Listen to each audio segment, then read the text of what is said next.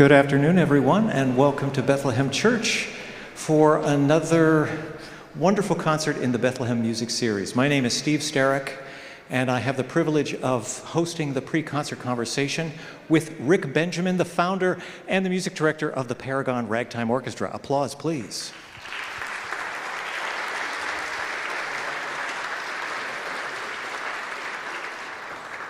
I have some questions for Rick, and we'll have a conversation that you get a chance to eavesdrop on. If there's time, I'm going to take a question from the audience. Rick, you really began your career at the age of 8. According to your bio at your website, you discovered a Victrola, an old record player, and a collection of recordings. That music, you say, spoke to you in a way that music of your own time, this was the 1960s, 70s, hadn't spoken to you before. Would you talk a little bit about that? I think you need to turn on your microphone. There we go. I actually have a voice. Good afternoon, everybody. That's a great question, Steve. Yeah, I've been interested in early American music, historic American music, since I was a little boy. Indeed, when I was about 8, one Sunday afternoon, we had a very traditional kind of family setting where there was Sunday dinner at Grandma's house, and I disappeared out into her garage and found her wind-up Victor Victrola, which she had carted out there apparently in the 50s sometime, and managed to get it going, wound it up and started putting records on there, and I was listening to military bands and early orchestras playing all kinds of music, and vocalists, people like Billy Murray and Nora Bayes and all these early people. And it really seemed like an entire world, a living world of sound was coming from inside of that machine, that if I could just get in there, I could actually be on the other side. And I've been trying to do that ever since. And here we are. How long has the Paragon Ragtime Orchestra been in existence? I started the orchestra in 1986. The actual origin story would take 2 hours to tell. It is quite fascinating. We're going to make a major motion picture about it, but suffice it to say, I was an undergraduate student at Julliard, and while I was there, I discovered that the collection of orchestra music that had belonged to Arthur Pryor, who was a great early 20th century trombonist, conductor, composer, still existed, and it was material he had used when he was one of the conductors for the Victor Talking Machine Company. So you see a thread there. And this material was sitting in a warehouse in New Jersey, and it was going to be discarded. So I swooped in and managed to obtain all that stuff. It was about 3,000 orchestrations, and brought it back to Julliard and asked if I could put on a concert with this. I was promptly told no, and did it anyway. I recruited a bunch of my friends in the cafeteria, violists, clarinetists, violinists, and so on and so forth. And we gave our first concert there. And it was highly controversial, but at the conclusion of it, Vincent Persichetti, the great composer who was chief of the Julliard composition department, came and he shook my hand and said, "We have enough people doing Brahms, we have enough people doing Mozart, we need somebody doing this." And that was in 1985, and here I am. So you felt like you got your marching orders from Vincent Persichetti. Go on, young man, and do what you need to do. That was pretty much how it started. Everyone in this room would hear a piece by the Paragon Ragtime Orchestra, even if they didn't know it was Paragon Ragtime Orchestra, and say, "Oh yeah, that's ragtime music." What exactly is a rag?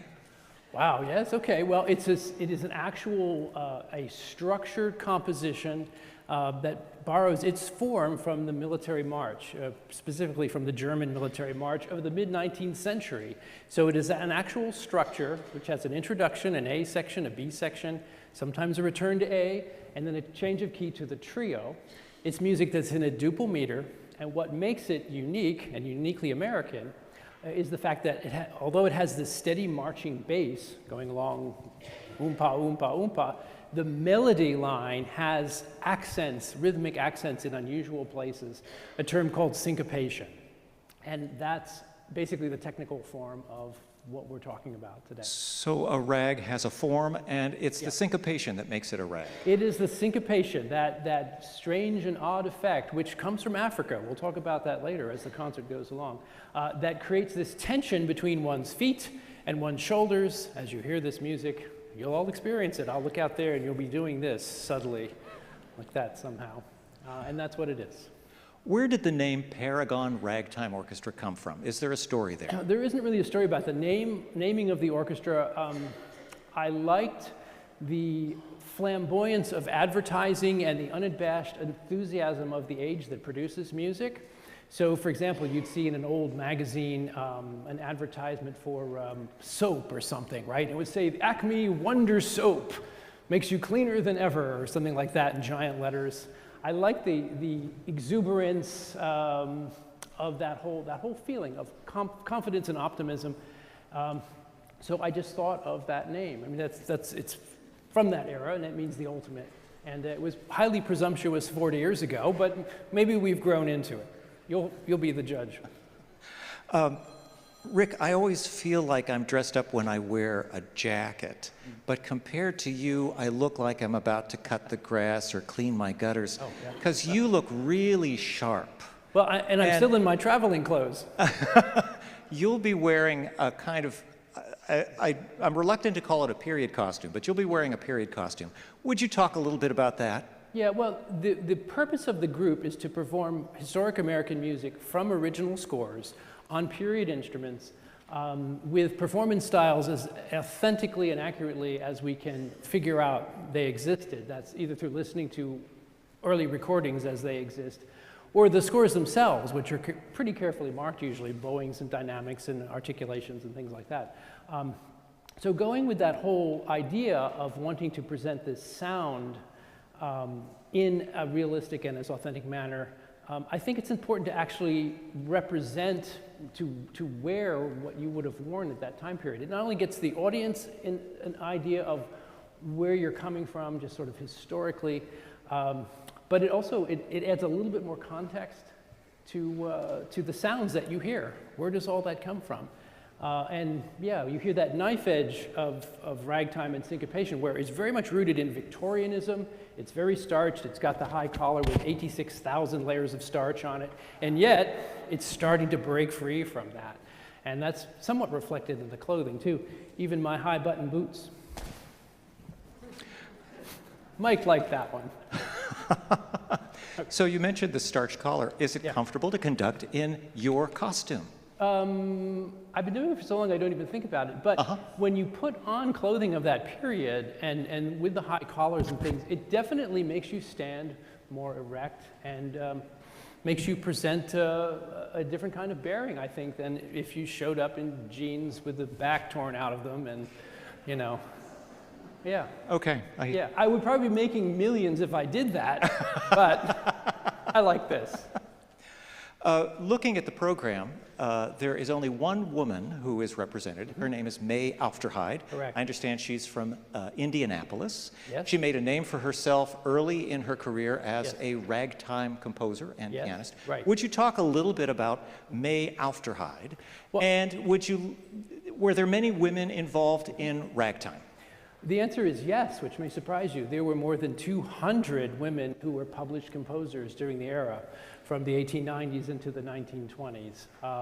In fact, I forget the researcher, but there's a wonderful now book about this, which has these 200 women and their complete biographies and photographs. It's just fantastic. But May Aufderheide was from Richmond, Indiana, actually. Eventually ended up in Indianapolis. She was a player, pianist, classically trained.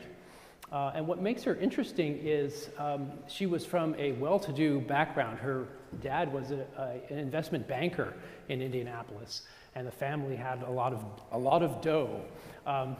So her interest in what was a pretty racy musical form at that time, it's fascinating that it was supported by her family. And in fact, when she started composing these pieces, and they're delightful, there are about a dozen of them, her dad was actually her publisher and produced these beautiful engraved editions of each of these pieces with an illustrated cover and the whole thing. And so it's lovely. But she was one of several hundred working at that time. And the market actually was largely, the market for sheet music was the music business, because the recording side of things was still very primitive. So the publishing industry that arose was based on paper and ink, sheet music. And the market for that, the people who bought sheet music, were largely women. Uh-huh. Yeah. So What happened to ragtime? it's still happening. What kind of question is that? Did it evolve into, maybe this is a better actually- I don't question. Did think it it evolve into something different? I don't think it evolved into anything different. It's a fascinating question. Yeah, wow, again, this is something that you could teach a 3-hour seminar at least on what happened. But basically, with the social upheavals of the First World War, when the public here became aware of what that was all about,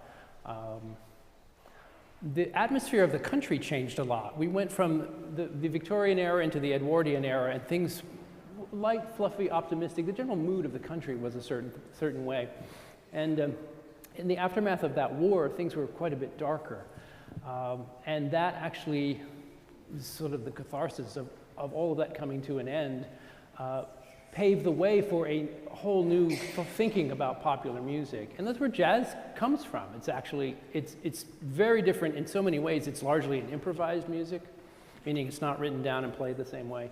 Ragtime is the art of the composer. Scott Joplin sitting at a desk in a collar like this with his pencil, carefully writing out exactly what he wants to hear. Jazz is improvisatory. And jazz is based on a different harmonic system, the blues scale. That is sort of the large and really not detailed answer that people want, but the mood of the country changed suddenly, and then jazz, bootleg gin, and all this other stuff was the order of the day, and we've never been the same since. We have time for one audience question. Is there anybody close to the front who would like to ask a question? Ma'am, when you shout it out, I'll just repeat it. Why was it controversial at Julliard to play this music, which is actually highly skilled, not easy to play music? Well, The question, if I could repeat just so that everybody hears. Yes, so the question is, why was there controversy in 1985 at Julliard when you put on this concert of music from the ragtime era? Well, I'll just reiterate what the dean told me when he called me into the office. He said, I'll try and imitate him very well. Mr. Benjamin, we play Beethoven. We play Brahms. We play Mozart. We do not play W.C. Handy. And that's all I know. Yeah, there's not a real good answer. Did he eventually eat those words when he found out how popular? Well, the very funny thing was, as a result of that concert, and this will be our coda leading into the final chord here, or not, I don't know what time it is, so I could go all day, obviously, but the final funny thing was that this same concert that we played, our very first concert at Julliard, the next morning there was an answering machine message, and there was this delightful, elegant, polished foreign voice there. And it said, Mr. Benjamin, I heard about your concert. I couldn't go. I'd love to know more about your discovery. And my name is such and such. He left an address. Was it recorded? I'd love to hear it. Well, someone had made a crummy Walkman cassette tape of the concert. And I still do. I mean, anyone who calls or writes us or sends an email, I answer almost every time. I don't know who this fellow was. I made a dupe of the tape and I mailed it. And about a month later, the phone rang and I picked it up and here was that voice again. He said, Mr. Benjamin, we're in the office now and we love this. We'd love to begin production immediately. And I said, well, that's very interesting, but I have no idea what you're talking about or who you are. And he said, well, I'm Thomas Frost. I'm chief of CBS Masterworks. And then suddenly I realized that I knew nothing about the music business. So Mr. Frost became our first producer. At that time, he had been doing the Philadelphia Orchestra, all of their albums with Eugene Normandy, the New York Philharmonic for years, the Glenn Gould records, and he was just then working on a huge, successful series with Vladimir Horowitz in Moscow and all that stuff. And he became our first producer. So this is the coda to the whole thing. So our first album came out maybe a year after that concert, And directly across the street from the entrance to Julliard was New York's largest record store, Tower Records, 6 stories of CDs and things. And they had a giant poster in the front window of our first new album right there. And the dean had to walk past every day to go to his office. So. You've been a wonderful audience for this pre-concert talk. Thank you very much, Rick. Rick Benjamin, everyone. Thank you very much. We'll see you in a few minutes. Thank you.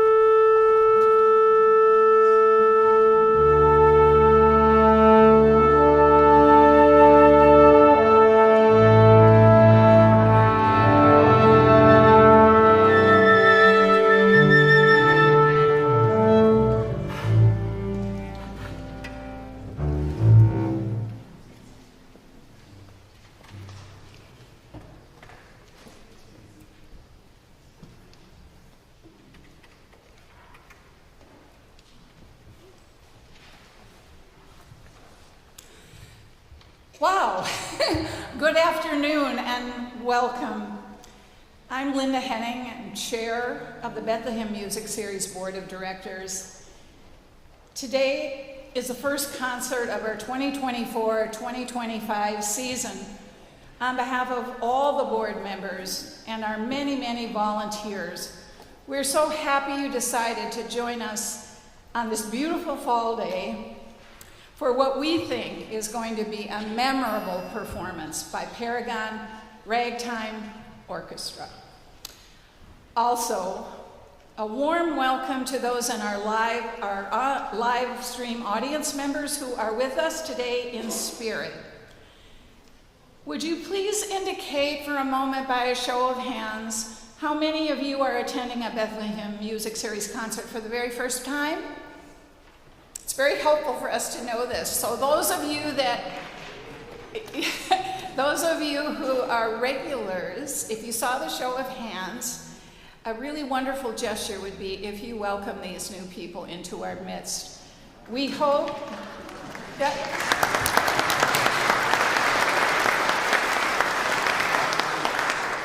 we are so grateful for the presence, really, of all of you, and hope you will all return for future performances. If you look at page 7 on today's printed program, you will see a complete list of the dates and artists that are appearing this season for our next 4 concerts. Today's concert is sponsored by Bill and Kathy Friedel, and the live stream of today's performance is brought to you by Debbie and Brian Freed. We deeply appreciate their generosity and their ongoing support in so many ways. Please note that the live stream will be available on our website, BethlehemMusicSeries.org, for the next 5 days, for those of you who enjoy reliving your experience a second time, or just want to share the performance with friends of yours. This is the 43rd year of Bethlehem Music Series, and it has been led by our incredible founder and outstanding artistic director, Maria Buca. Maria, will you stand up and take a bow? She's up in the balcony.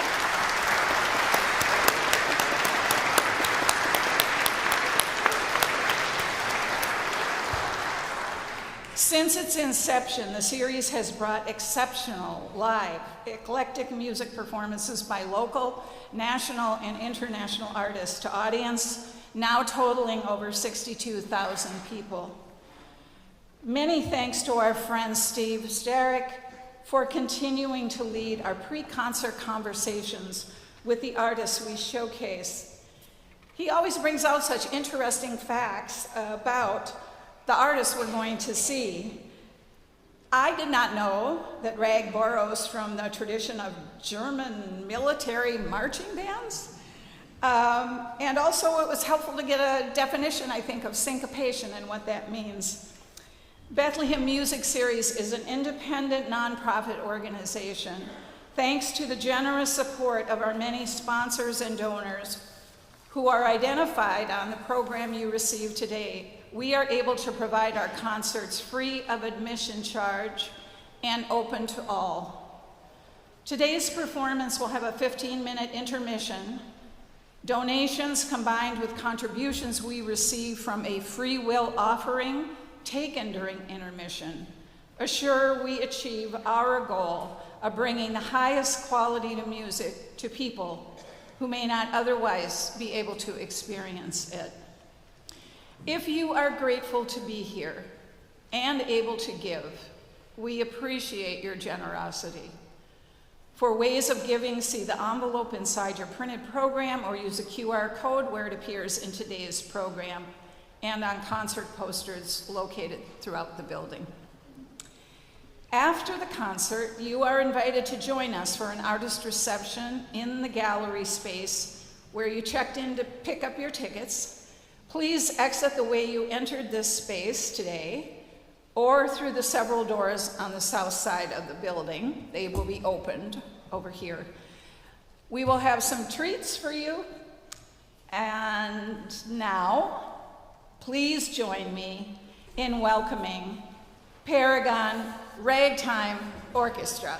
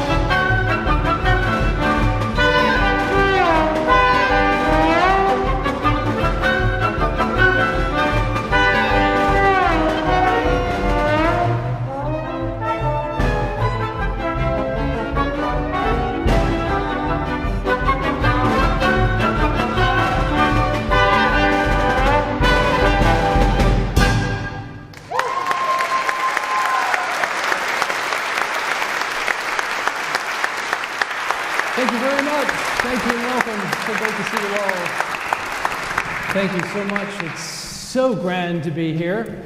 This afternoon we're going to take you back for a little while, gently by the earlobes, to reacquaint you with America's original music. And there's so much of it.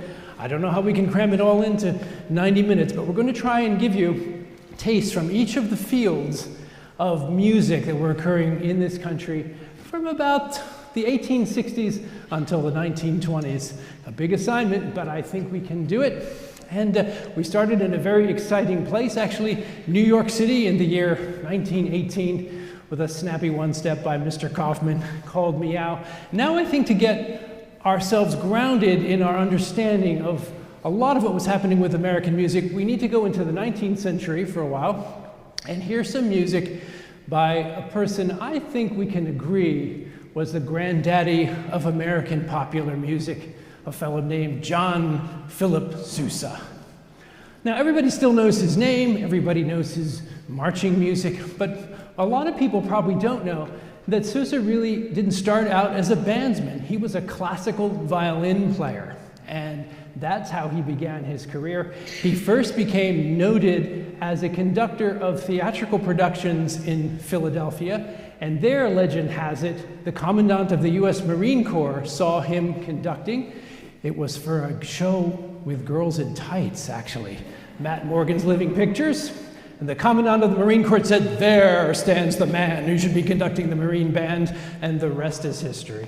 But in the 19th century and the early 20th century, John Philip Sousa's music was just as popular for dancing in America's ballrooms as it was for marching down America's main streets. And I think you'll agree as we play his original arrangement from the 1890s of the Manhattan Beach March.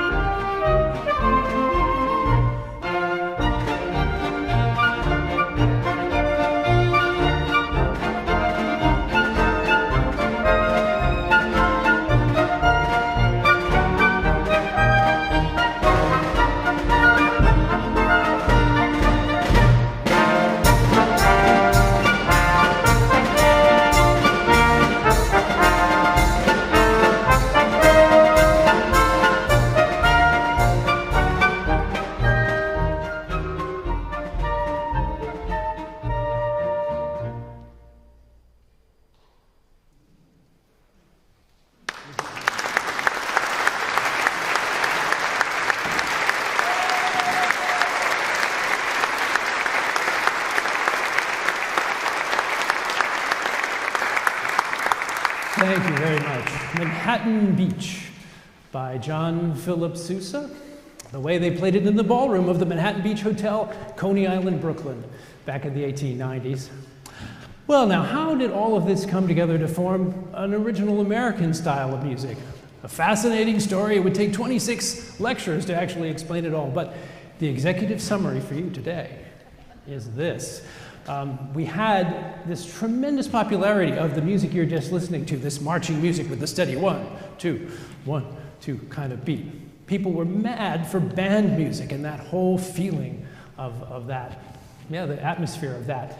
And along from a very exotic place, Western Africa, comes an entire other tradition of music making, banjo playing, dancing, all this sort of stuff brought to this continent by the dark days of slavery. But then something magical happened after the war between the states. Suddenly, that tradition floated out of the South as African Americans began leaving the Deep South to go to the Midwest.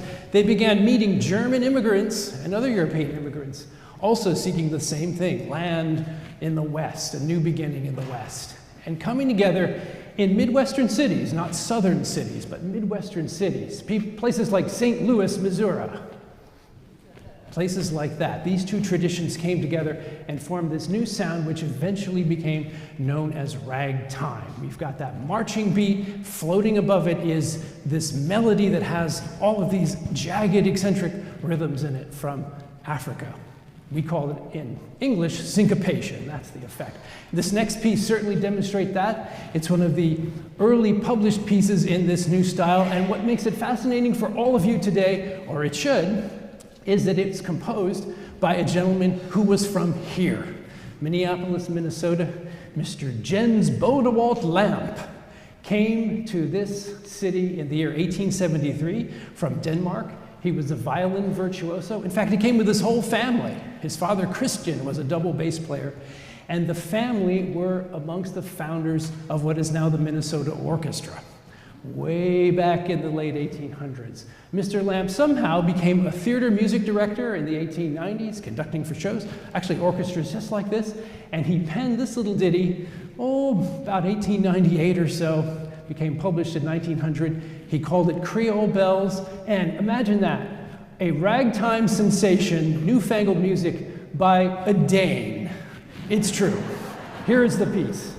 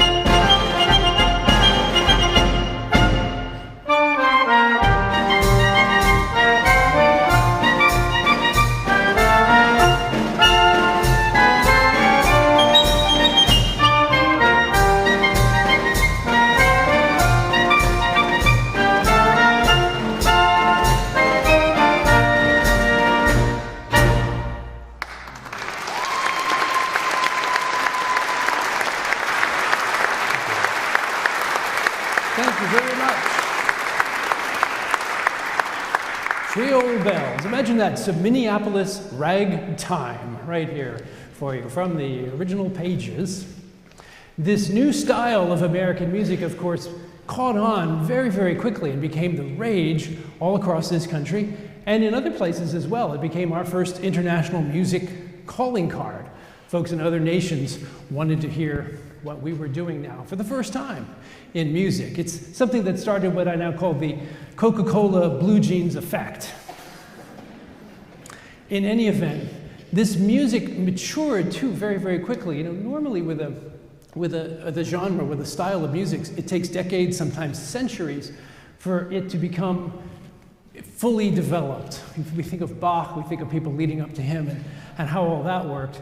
And so it's amazing that this music became mature very, very quickly, within, 15 years or so probably, largely due to the uncredited, at the time, work of a black composer from Texas, a fellow who played many instruments. He was a cornetist, he was a violinist, he was a guitarist.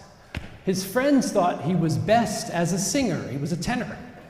He played a little bit of piano, but they said rather mediocrely.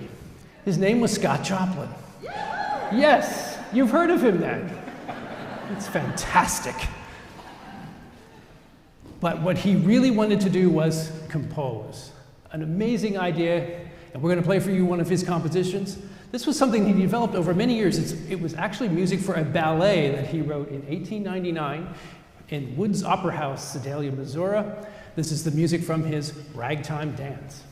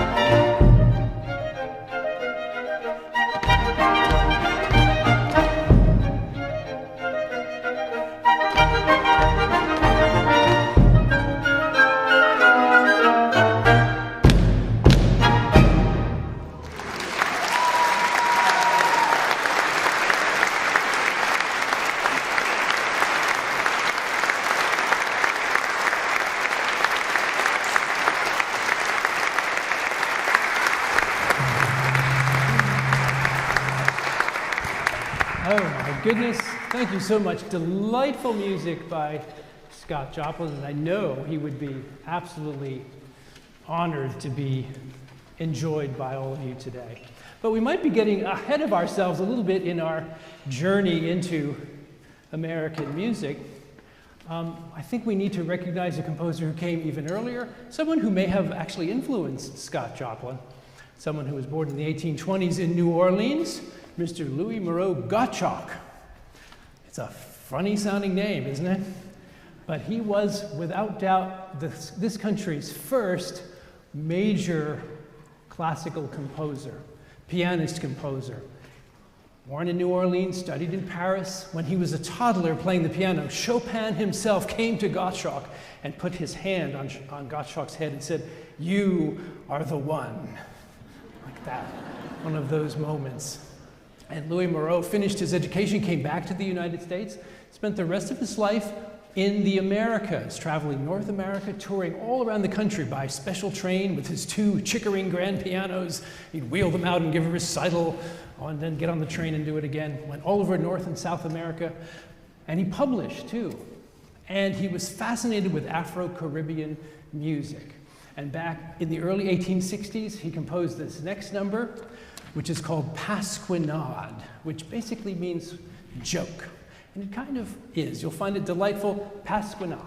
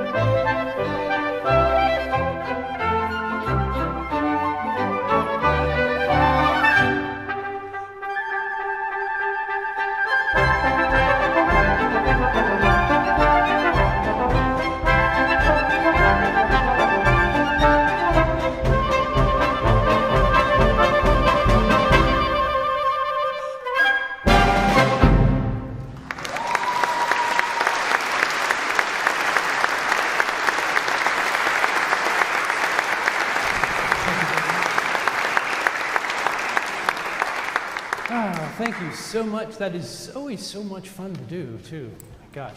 The music of Louis Moreau Gottschalk, which is kind of hard to find these days, actually. Well, all of this syncopation, all of this rhythm had a profound influence on American popular song as well. and changed the nature of what was coming out of the publishing world, which in those days was called Tin Pan Alley. It shifted from the 1880s and 1890s sort of parlor songs about rather sad sentiments, usually lost loves and train wrecks and things like that, to suddenly more sprightly themes reflecting this new rhythmic energy of this music. So we're going to play for you now one of actually the first version of a pop song that became very, very popular. I use that word the same word in the sentence twice. I hate it when that happens. In any event, we don't have a singer with us today, so we're going to play it for you instrumentally, but this is the actual first orchestration of a tune called Some of These Days, which was eventually sung by Sophie Tucker. You'll probably recognize the melody. You can whistle along if you want. Here it is.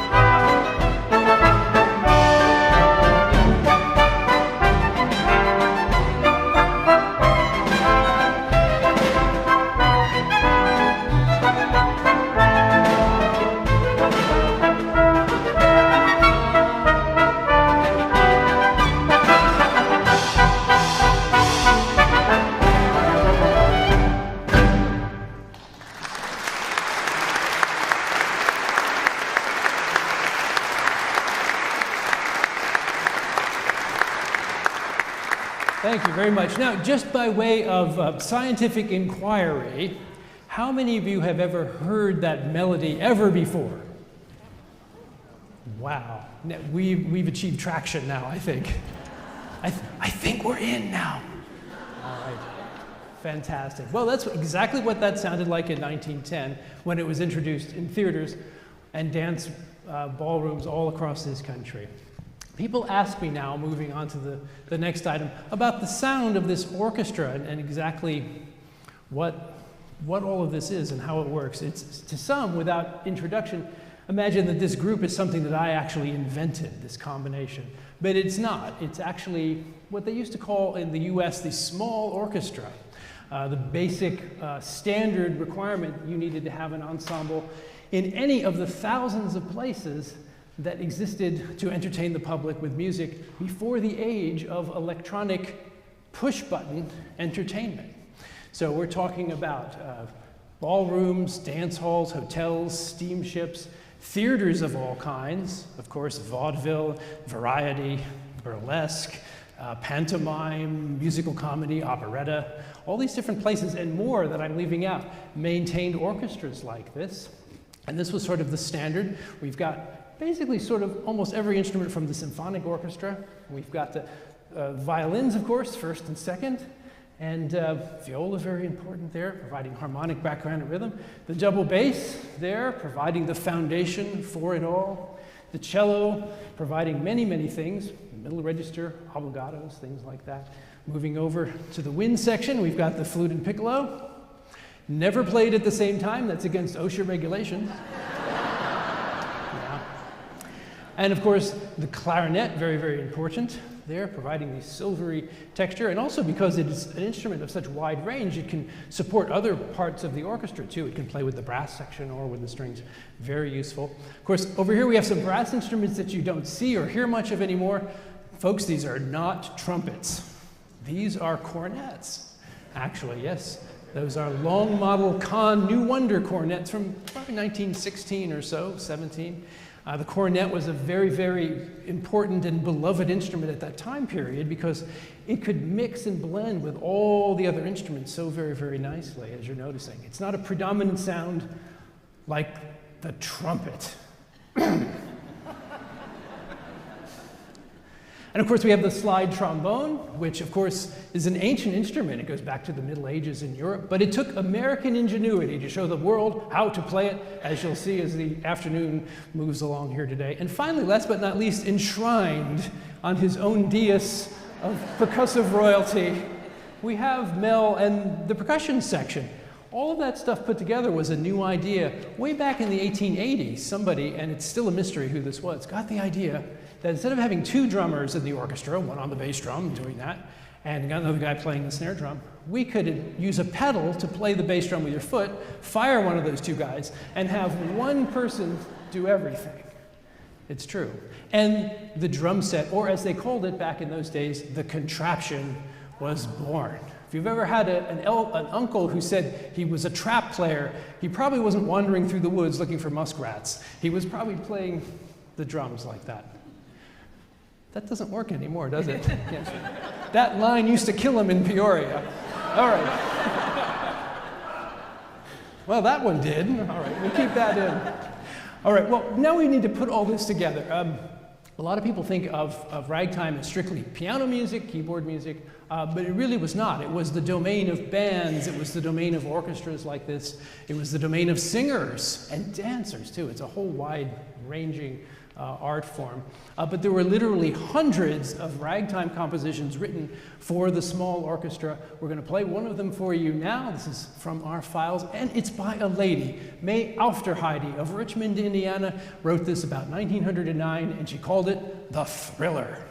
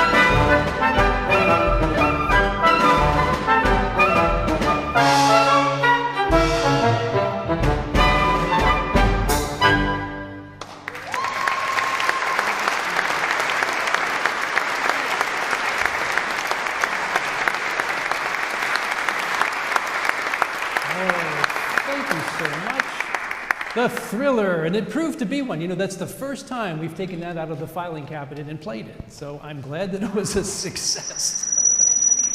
Oh, sorry about that. 7 men across America are cursing my name now by whistling into the mic. Well, The Thriller. Well, it's time now for one more number before our brief intermission.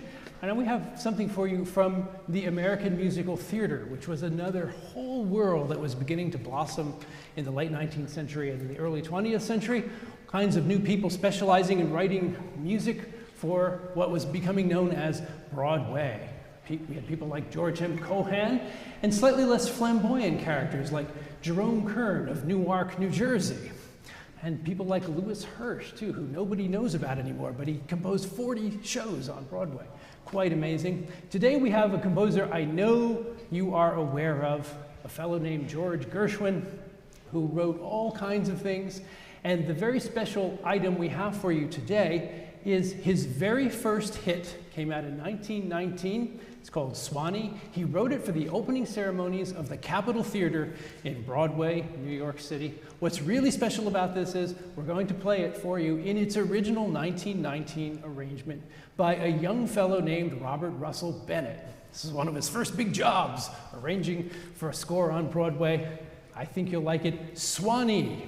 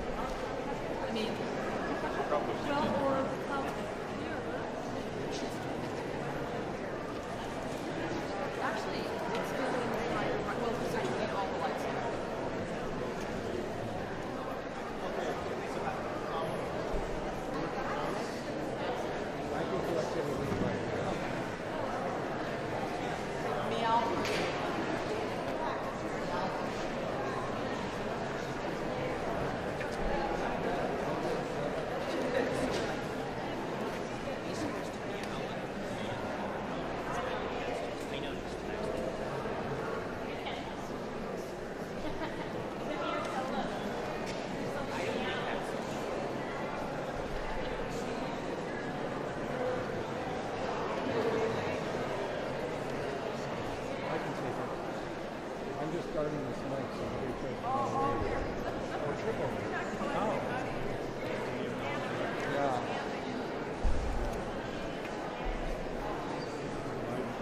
you'd like to leave the queue, I suggest you leave that way rather than doing this.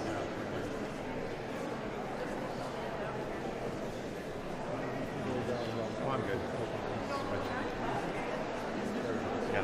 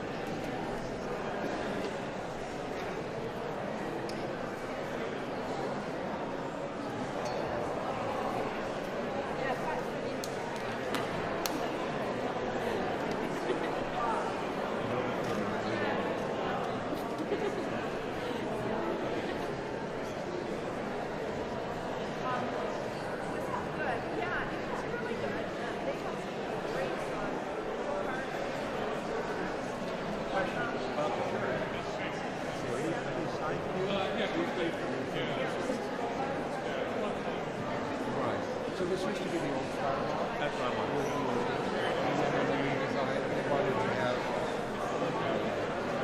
actually much better. So that's what So the choir system there. Right. Okay, yeah, that's really we have that option. Yeah, the music is sort of most of the music. Yeah, exactly. It can be very. And that's actually a very good place to listen to some music because it floats up. So other times the music might be a little thin and gets a little lost. And the bounced around, it's not picking up the sounds. And then it's better to sit down and enjoy it. This is really good. It's going to come back.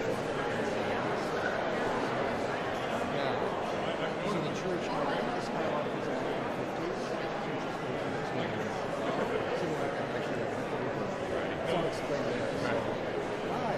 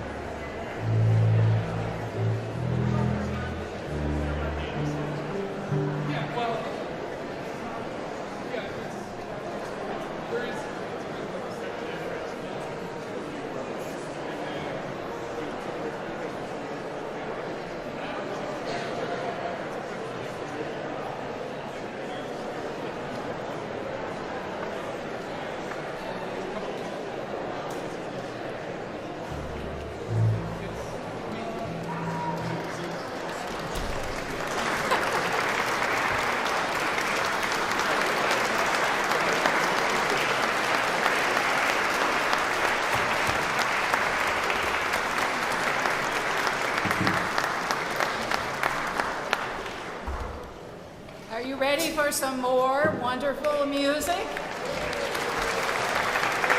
Great.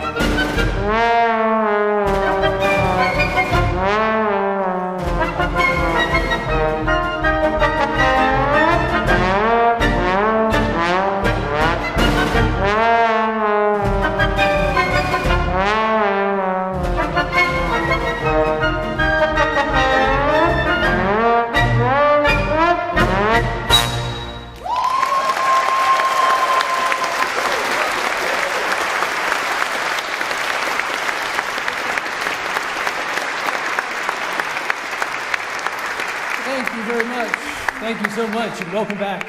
Andrew Danforth and his magic slip horn. There is no better way. Yes, his fan club is here. Go ahead. Another round. Huzzah! I say there's no better way to start the second act of any performance than with a trombone smear, and that's just what we did. I'm not sure it would work on Easter Sunday, but it might. In any event, welcome back. We're going to continue our voyage now. We're in a very exciting place, Cincinnati, Ohio, back in the year 1918. Now, though, we're going to whirl back the calendar a couple more years and listen to another composition by a gentleman who became known as the king of ragtime writers, Mr. Scott Joplin. His name is known today. He's famous. What's most interesting about him is, and this is absolutely true, after spending 40 years going through tens of thousands of pages of documents, newspapers, magazines, Scott Joplin's name is barely mentioned during the years that he was alive.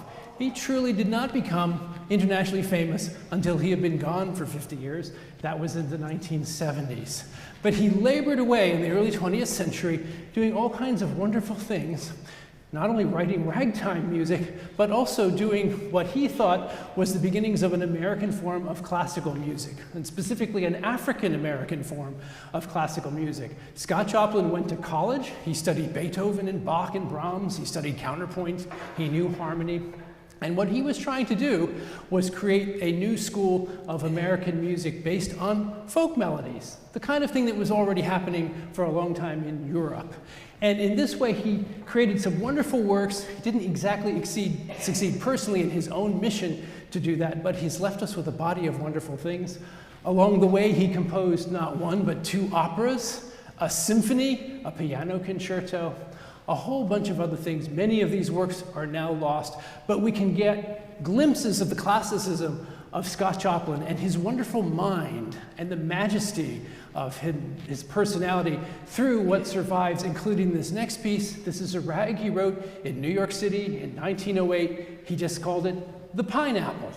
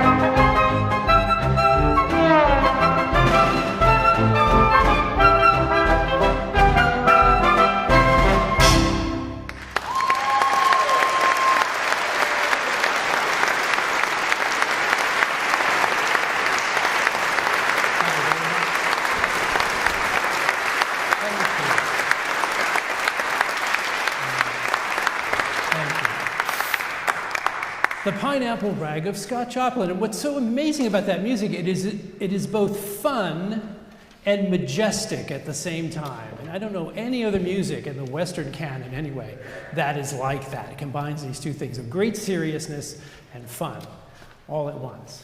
Which brings us to our next subject. Everything that we're doing here is authentic as far as we can do it. We're playing original scores, we're using many antique period instruments and things. So the idea is to create the sound that you might have heard in 1908 or 10 or 1900 or whatever. And along the way, we've accumulated an orchestra library that's massive. We have over 20,000 pieces of music in the library. Over the last 39 seasons, we've played about 3,200 of them in public. We've recorded more than 500 of them, believe it or not. But at this segment in our concerts, I like to do this thing where a few days ago, I go into the filing cabinets in our orchestra library and just pull out something and say, let's try this. So that's what we're going to do. I found a piece by Charles L. Johnson, who was one of the actually famous ragtime composers of the early 20th century. He was from Kansas City, Missouri. He composed this in the year 1909. It was published in Chicago by the Thompson Music Company, this fine orchestration. And it's called The Silver King. I really have never heard of it before, but and until about 2 hours ago, I had never heard it at all. So we gave it a read before you arrived, just to be sure, and we discovered that these 100 and whatever year old orchestra parts were full of mistakes. So we had the whiteout and pencils, and we were correcting things. We did add we added 2 bars to the cello part. We added a few different notes. We changed the cornet parts a little bit too. There was so I mean, this disclaimer is happening because there still may be some more misprints in the parts, and yeah. The discords that you may or may not hear are not entirely our fault this time. So here it is. Then we'll have a vote at the end whether we'll ever play it again. The Silver King Rag.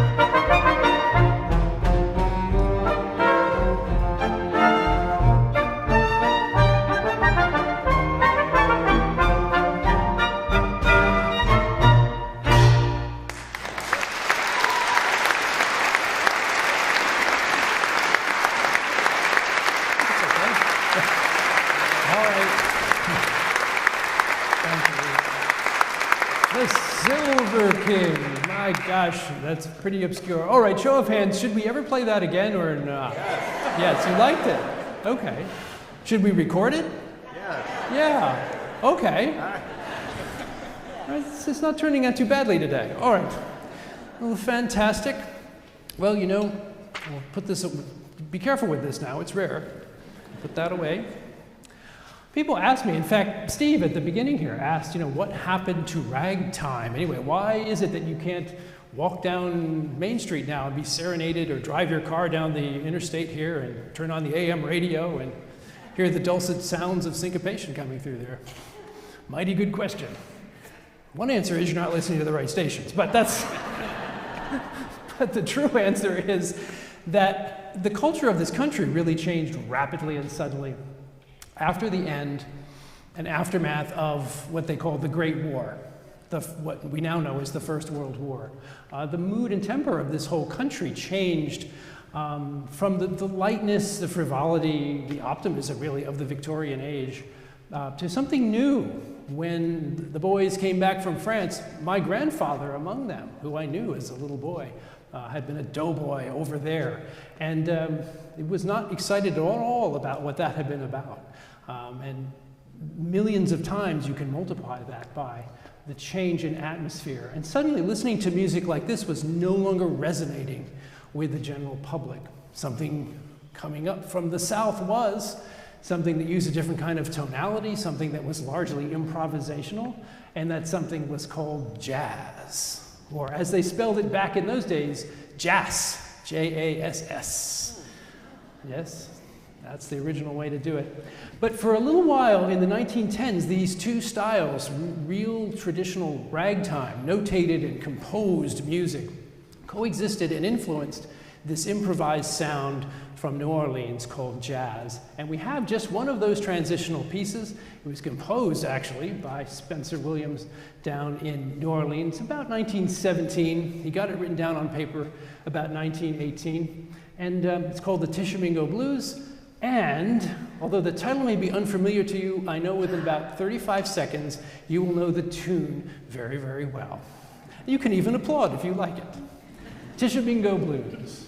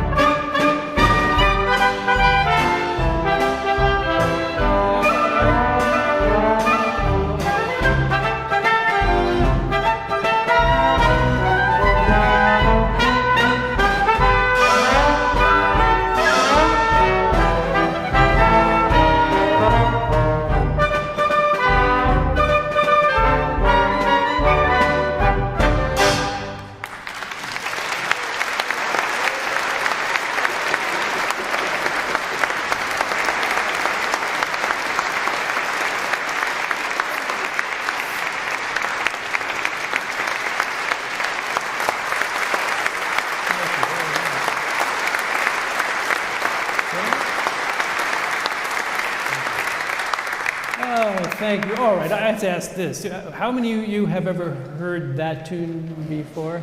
Okay. 1? 2? My gosh, you've never heard Prairie Home Companion then, have you? Yes. That's the tune that introduced the show. Except Garrison wasn't singing during it. That may be why you didn't recognize it. Well, I have to say, just as an aside, we've played in Minneapolis 4 times over the years and always enjoyed ourselves, but this is the first time I have been here where there has been actual grass visible. So I didn't know if that was possible, but it's here, and it's beautiful. So hooray. And I'm glad you're not out raking your lawns yet either, by the way. You're here. Well, speaking of all of us, it's time now to, as Jimmy Durante say, get everyone in on the act. And we're going to play for you a medley of popular songs from the 90s. And when I say that, of course, I always have to declaim that I don't mean the 1990s. I mean the 1890s, back when songs actually had melodies and actually had lyrics, hopefully of the uplifting or romantic kind, actually had tunes that you could recognize. I'm not sure why all this has happened, but now, for some reason, what's described as pop music sounds an awful lot like we used to call transmission problems. So, just loud sort of thumping sort of stuff. So none of that today. We're actually going to sing melodies. And we're going to like it too. And I'm told from our contacts here that Minnesota and Minneapolis especially is a haven of fine community singing. So I'm really counting on you. Yes, right? You told me that, so it's true. All right, so we're going to play a nice, I think it's a 32-bar introduction, and then I wheel around and you can launch forth in gales of song in the popular waltz medley. All right, fellas.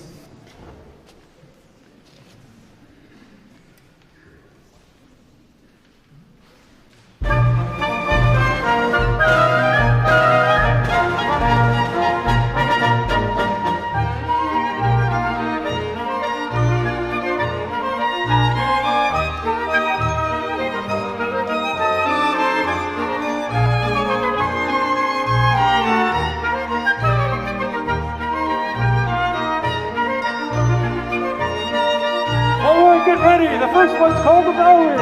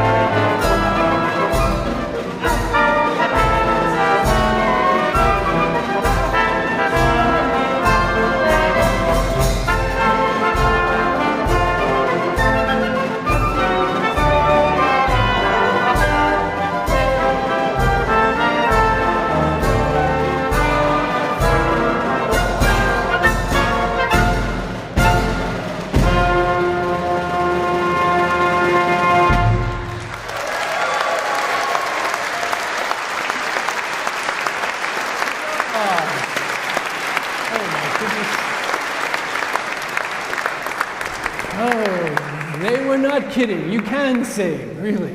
I could feel the air pressure coming back. A maelstrom of song. I should put heavier oil on my hair tonight. Hold it down. Oh, that was fantastic. And you know, actually, in all seriousness, something that is lacking from American society now. We don't all gather and sing together. We should more often. So I salute you for your singing.